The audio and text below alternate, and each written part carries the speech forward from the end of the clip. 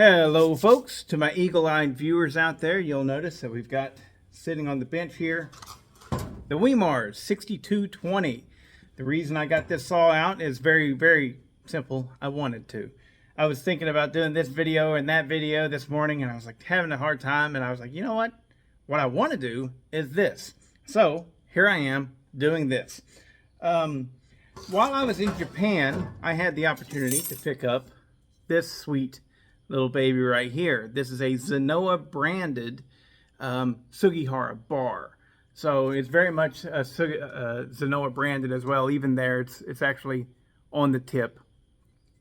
So, but these are made by Sugihara. Sugihara is a Japanese company that makes, and maybe my favorite, I'll put it that way, my favorite chainsaw bars. If they're not the best chainsaw bars, they're probably number two. You have Sugihara and you have Tsumura, and those two right there are both Japanese companies, and they're really close in quality. I don't see any difference in them. I know some people have complained about the tips not holding up on these Sugiharas. I've never had an issue, but I don't cut like a pro. I'm not a pro.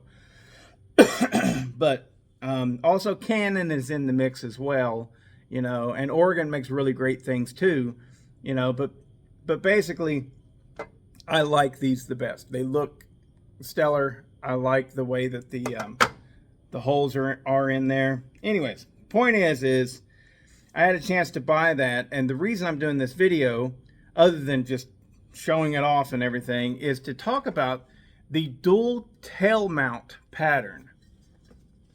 This has a dual tail mount pattern. So what I want you to draw your attention to is that little oiler hole right there. That is very clearly small mount Husqvarna. If you are familiar with Husqvarnas, you'll know that that little oiler hole is really close to these chain tensioning holes, and that's how your KO95 mount gets oil to the chain on a Husqvarna. But you also notice that these holes are elongated. You know, they're not perfectly round. What's going on with that? Well, right here I have for you, this is a small mount Husqvarna KO95 setup, right? There we have it. The holes, though, are not elongated. They're regular. So here's the deal. This is what I want to show you. On the KO95 mount, it is solid inside there, and this cannot push all the way through that hole. All right, it's solid. This is a KO41 mount. This is very common on a lot of saws, but basically we see it as Poland small mount. And it's also Echo small mounts, anything under 60 cc's, I believe. Or maybe it's anything under 55 cc's with the Echoes got this mount. And see that? See how this will actually slide down in that hole? Maybe, there you go. Get some flesh tones on you.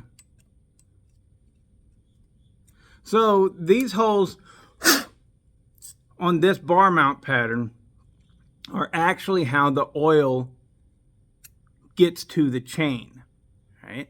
And again, you'll see that these holes are not elongated. They're perfect circles. Well, if I stack one on top of the other,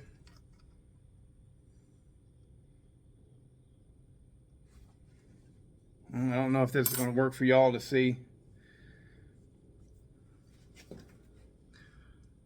But you'll notice that the holes are not perfectly aligned up. If you wanted those holes to perfectly align up, you would have to elongate them, just like this. And if you want oil to get to the chain in either situation, you have to have that right there be able to oil the bar also. So, you can't really see it, but you have two ways of getting oil to this bar. You can use that little hole, or it'll go through that hole right there. and these are elongated. So if you have a K095 mount bar and you want it to work on a K041 mount saw, then what you need to do is you need to do two things. You need to elongate this hole so that it fits, and you have to make sure that it oils through that hole as well. So you need to use your Dremel or whatever rotary tool you got and literally go down inside of it like that right there until you break through. So, but these things with Zenoah, they have been on nearly all the Zenoah saws. Zenoah, right? They use the K041 bar mount. Nearly all of them. The bigger ones that get up above 60 cc's, they use, I think it's a 176 or a 196 bar mount. That would be, anyways, there you go. The same bar mount as like an Echo 590. And but for most of their stuff, Zenoah is a company that produces small saws and almost exclusively small saws. That's it. But whenever they got purchased by Husqvarna,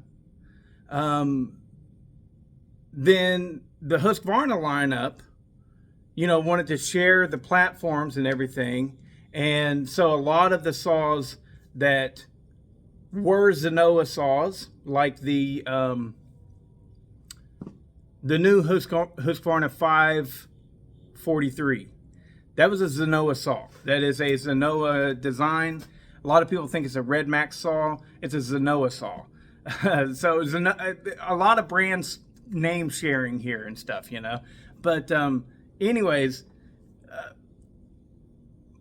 whenever they put on their nice bars, they opted for a dual pattern bar that'll work for Husqvarna small mount as well as Zenoah small mount.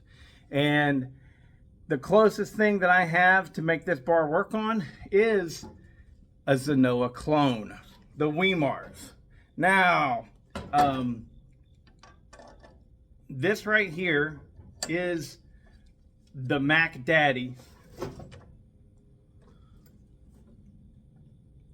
Oh, I put little spacer things on there to make that other bar fit.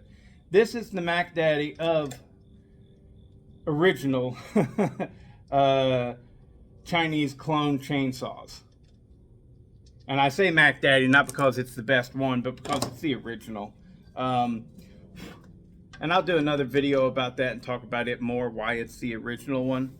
But as for right now, it's going to get the Zenoah dual tail mount pattern 18-inch bar, and I'm happy about that. So now you'll understand how a bar can be dual mount. I've got multiple different dual mount bars, and it can be problematic in certain situations because, like, if you have captured bar nuts, then that clutch cover is built with holes in it to maintain those captured bar nuts, and therefore sometimes the oil can leak out the clutch cover, in which case you need to run something like this to block it. It goes on like literally right there, and it blocks the oil from coming through the bar. So, and I think you can get these on Bailey's online. I'm pretty sure you can get them on the Canon website, or you can just make one out of plastic. Just literally just cut it out of plastic. Just something that goes over there and covers up that oiler hole. Anyways, that's enough on the dual mount bar, and on to the next video.